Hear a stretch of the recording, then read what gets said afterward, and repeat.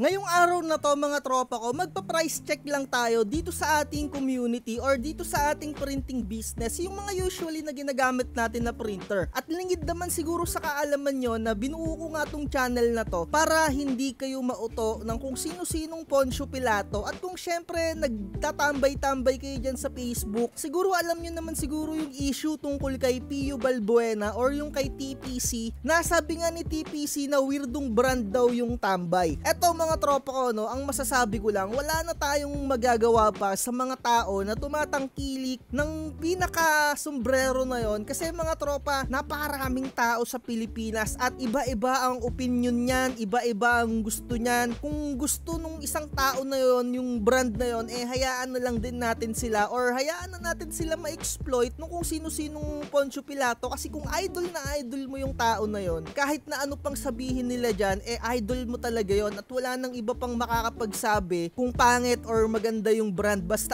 idol na idol mo yon, ganun talaga. So dito sa printing naman mga tropa, kaya ako nabanggit yung mga ganun, may mga nagbibenta or may mga reseller na sobrang dadaming followers, sobrang dadaming subscribers na merong nanonood sa kanila, 'di ba? Sobrang daming nanonood. Kaya naman kayang-kaya nilang magbenta ng mga presyuhan na kahit na i-overprice mga tropa. Kaya naman dito sa channel natin, yung advocacy talaga natin, yung mga ibang makakapanood na merong sapat lang na pera para yung hard-earned money nila, magastan nila ng maayos at hindi sila ma-exploit ng kung sino-sino. Syempre, dugot pawis, pinaghirapan nyo yung pera ninyo na yung mga printer, akala nyo ganun kamamahal, mura lang pala. So, eto yung top 3 na printer para sa akin sa printing business, no? And may mga kanya-kanya tayong taste. Kung hindi ito yung pinaka-top 3 ninyo, bahala na kayo. Pero para sa akin, eto talaga. Epson 121. Ang pinaka-presyo neto mga tropa, kung pupunta kayo sa mga physical store, around 5,000 to.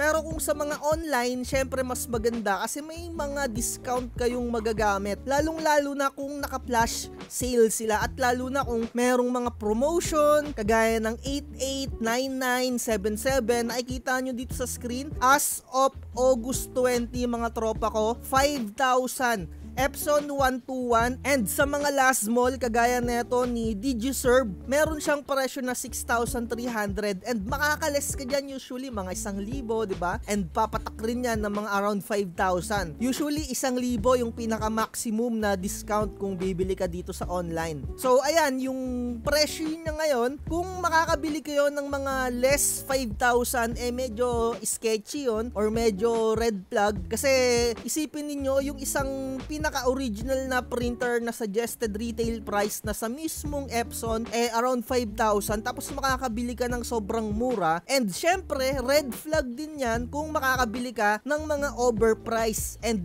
kagaya ng sinabi ko, wala na tayong ibang magagawa kung yung pinagbibilihan nila overpriced at idol na idol nila yon, hayaan na natin sila na ma-exploit. Pera naman nila yung ginagamit nila para makabili nung super overpriced na printer. Wala tayong magagawa na doon kung idol na idol nila. Eto, ginagawa ko lang to para sa mga kumikita ng sapat at talagang gusto nila magastos yung pinaka-pinaghirapan nila ng saktong-sakto lang sa presyo, 'di ba? And etong Epson 3210, nagkakahalaga siya dito ng 9,000 to 10,000. Sa mismong official store ng Epson, around 10,000 na. Pero kung makaka-discount ka dyan, less 1,000 yan usually. And kung gusto nyo, bumili na lang kayo sa physical store, dahil ang pinaka-presyo talaga niyan, eto, 8,795. Ayan yung pinaka-regular price niya. Ako, nabili ko tong printer na to sa online around 7,000 or 7,500 dati nung nagsisimula pa lang ako. Nakadalawang beses din akong bumili neto and binenta ko rin yon. Nagtira ako ng isang piraso tapos binenta ko siya. Nag-upgrade ako into Epson 5290. Etong Epson 5290 ko, nabili ko lang siya ng 11,000. Abangan abangan nyo lang yung sale. May mga nagko-comment dyan, kailan ba magkaka-sale? Usually kapag ka 7/7, 8/8, 9/9, 10/10 or mga katapusan ng month, dyan nagkakaroon ng sale. Ako nabili ko yung sa akin parang katapusan ata ng month ng April or August last year. Hindi ko na maalala yung pinaka-specific date, pero abang-abang lang kayo. I-add to cart nyo lang at nasa description kung saan kayo makakabili. Nandyan yung mga link mga tropa. Eto no, 13,000 to 15,000 yung pinaka-presyo nyan. Kung makakabili kayo ng 18,000 na halaga, malamang sa malamang inuutulang kayo nun. Pero kagaya nga ng sinabi ko, kung idol na idol nyo talaga yung pinagbibilihan ninyo or talagang gusto nyo suportahan, go for it kasi pera nyo naman yan, kayo naman yung na-exploit, 'di ba? So, ang ibig kong sabihin, eto no, may mga nagpipresyo dito sa online. Wala naman tayong babanggitin na pangalan dito, pero may nakita lang din ako dito around 11,099. Eto, meron akong nakikitang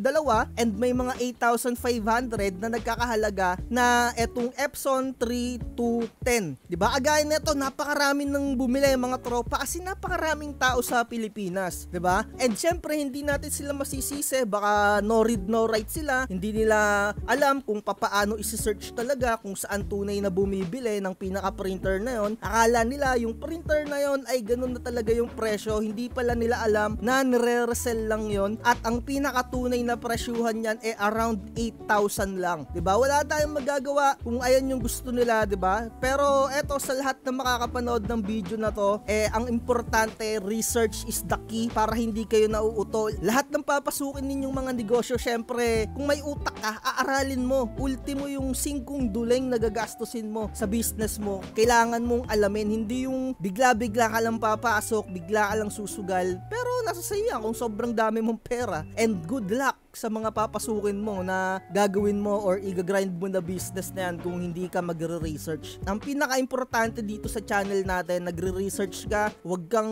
pabugso-bugso kung ano-ano yung bibilihin mo, magluluwal ka agad ng napakalaking pera at hindi mo naman sure kung magkakaroon ka ng pinaka-customer mo, 'di ba? Aralin mo maigi, step by step lang mga tropa. Ayan o, nakikita nyo naman yung pinaka-presyuhan ngayon ng Epson 3210, around 8,500 to 10,000. Pero kung makakabili kayo or makakakita kayo ng mga ganito 11,099 or etc.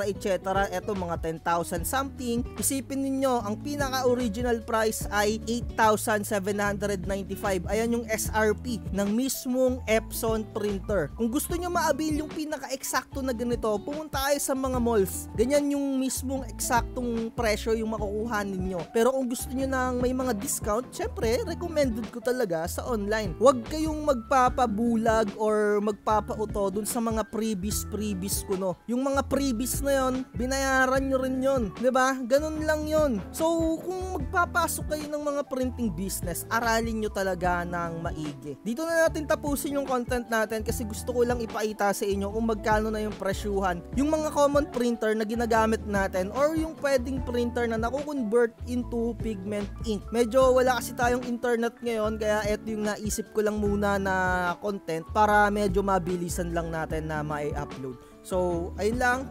Like, share, and subscribe. Research is the key. Message lang sa mga gusto mag-avail ng mga templates natin dyan. At lagi ko sinasabi, huwag magpapauto. Bye-bye. Huwag kang magpapauto, mag-isip ka sa pilian. Sa laro ng buhay dama